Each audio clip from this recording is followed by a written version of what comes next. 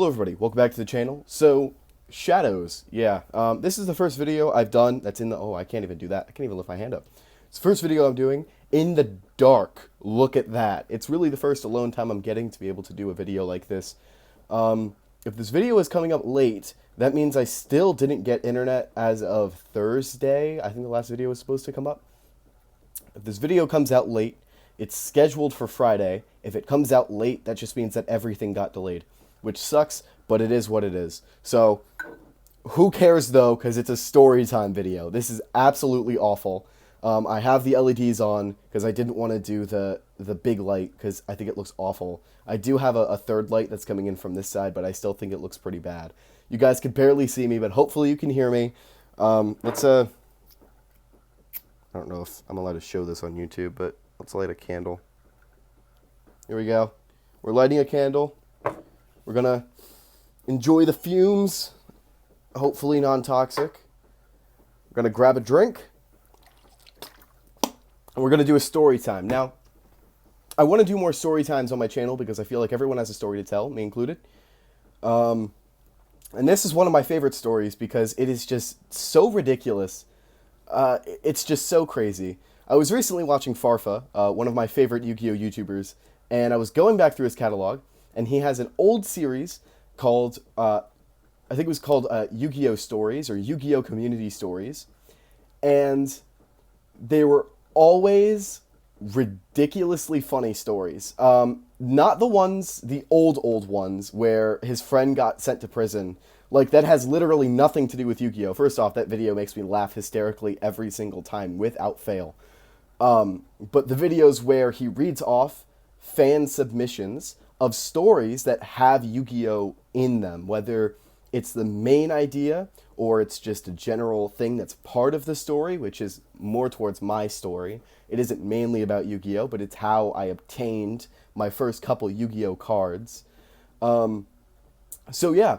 If you guys enjoy the video, make sure to hit the like button, hit the notification bell to get notified every time I upload a video, and hit the subscribe bell, because we're only like 999.99 million subscribers away from passing Mr. Beast.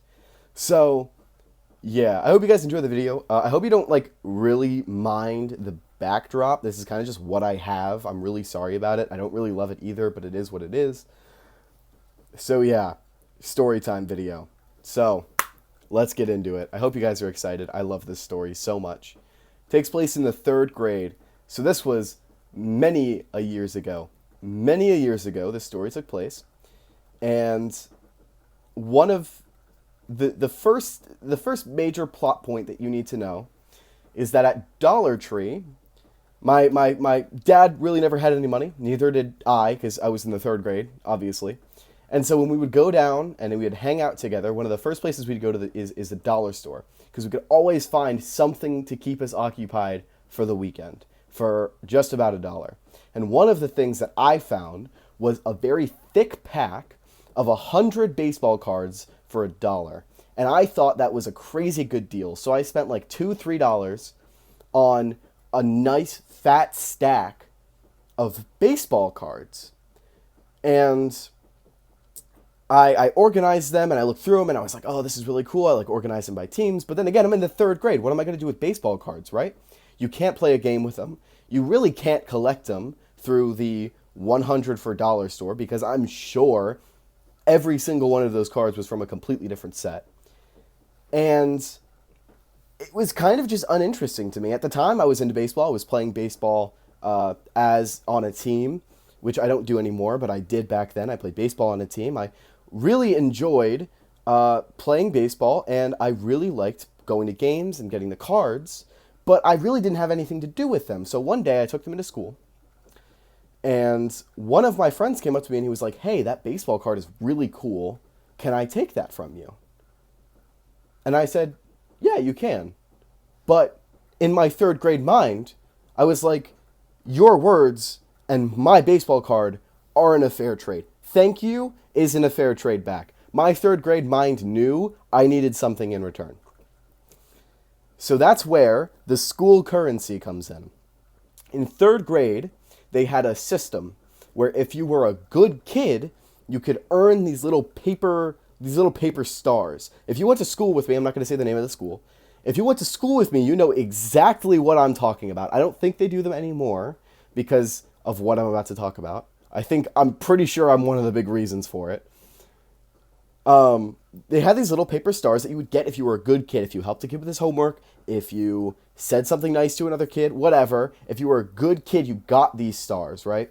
And I wasn't a good kid. 3rd grade, I was a total menace. I never did homework. I would like totally like own the other kids, like absolutely just make fun of them for no reason. I was an absolute menace to society, and I'm sure the teachers hated me so much because of it. It was awful. So one of the things is they would bring this little cart, I think it was every Friday, and if you had stars, you could spend them, or you could save them for the next time, because over time, maybe the prizes would get a little bit better, right? And which the prizes never got better, by the way. It was always like an eraser or like a notebook, which was, I think the notebook was like the big thing, right? Oh, a notebook. Whoa, that's really cool, right? And I was like, okay, you give me 1 star and I'll give you a baseball card, right? So we made the trade. And a couple days later, another kid comes up to me and he goes, hey, I heard you're selling baseball cards for these stars, right? No one wanted an eraser. No one wanted a notebook. They wanted my stupid little baseball cards, right? So I decided I was going to turn it into a business. And my business model was basically, if you give me these stars, I will give you these baseball cards, which worked so well. Like, it was actually a little scary. I had a little pencil box, and I would put all of my stars in there every time I would sell off a card, right?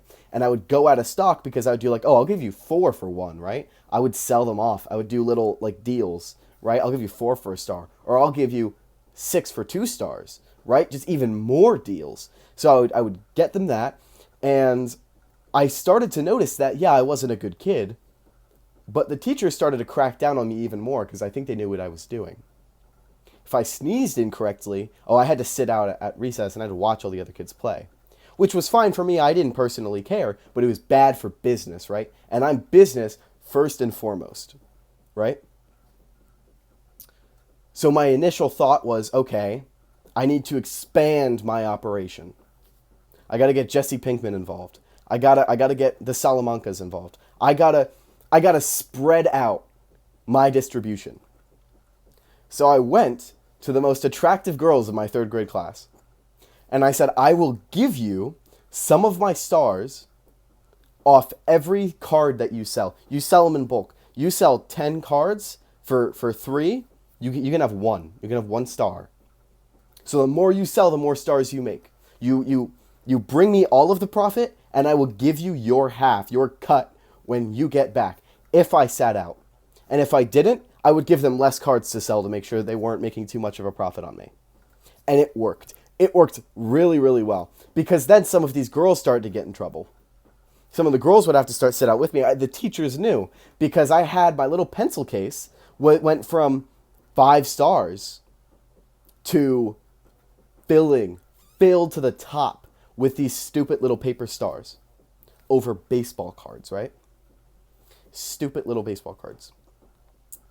And one day, I went out. I wasn't in trouble or anything. I got the feds didn't catch me. I was able to do what I needed to do.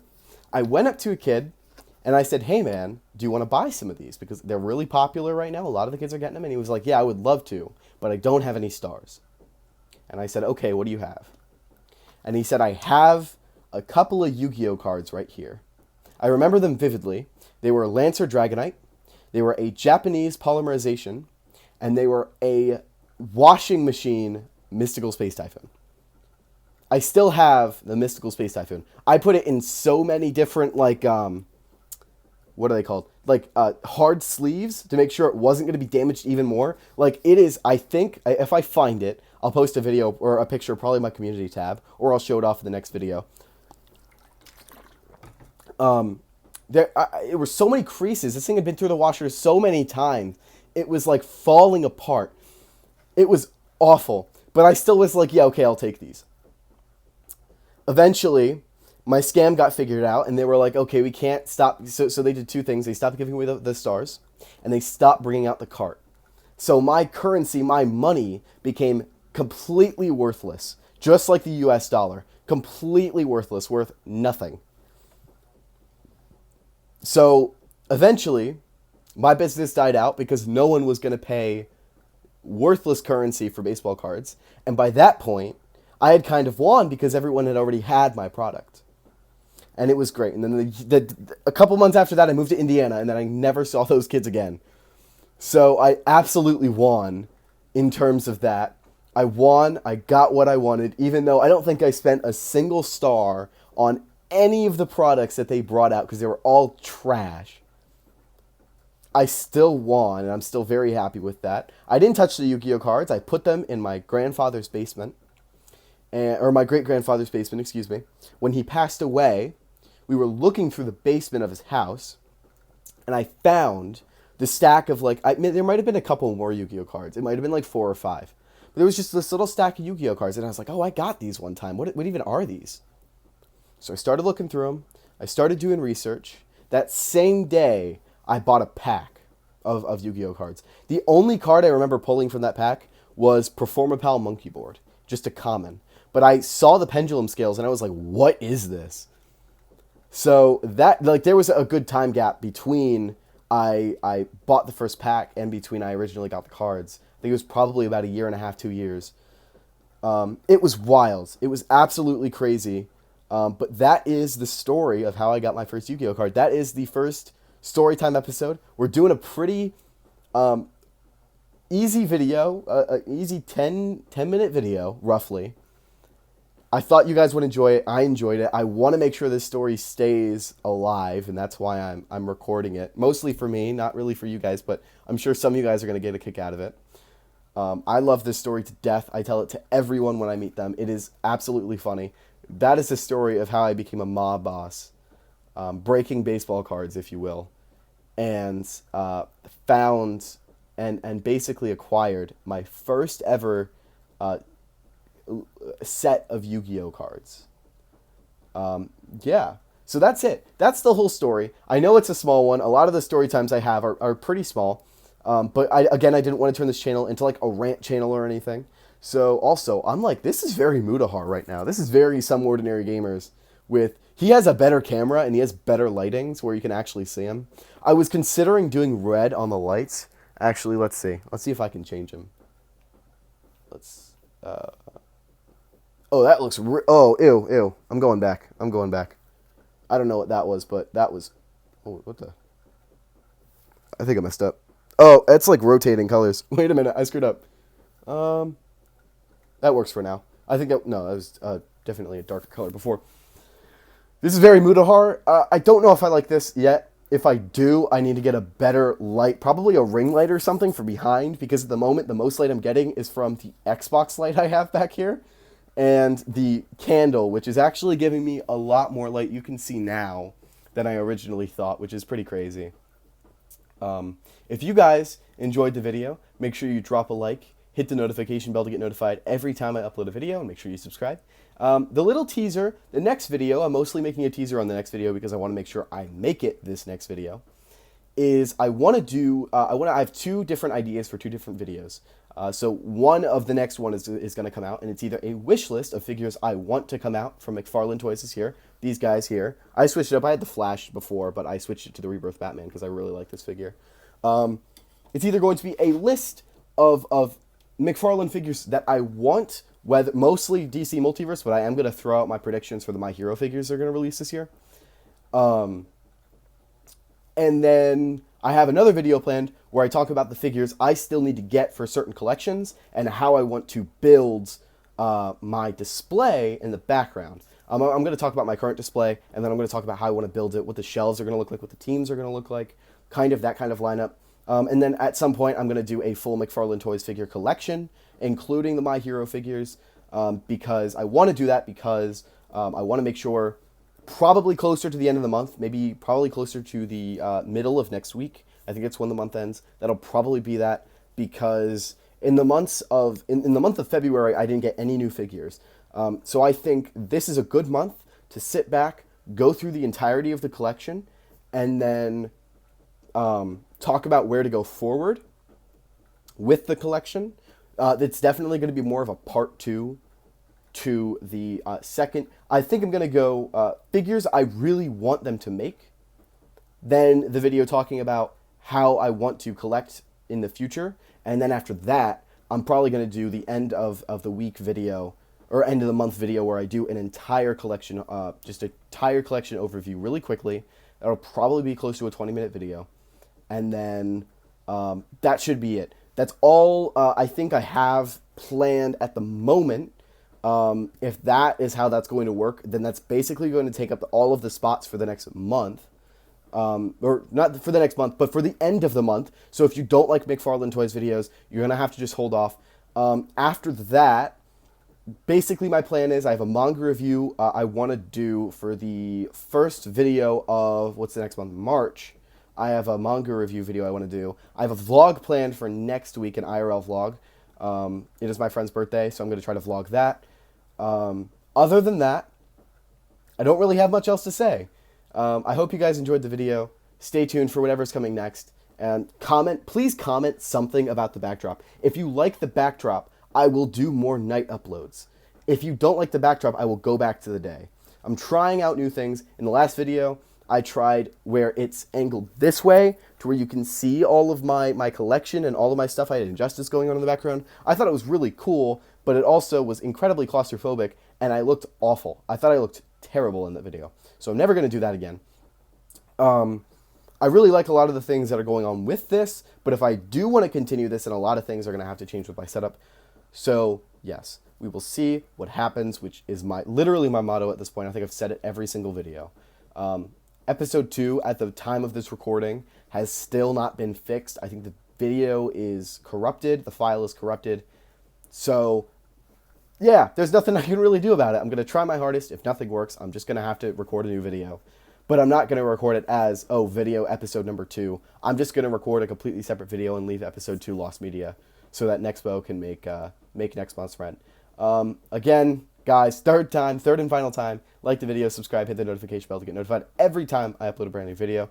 Without further ado, have a wonderful night, guys. I love you. Have a great one.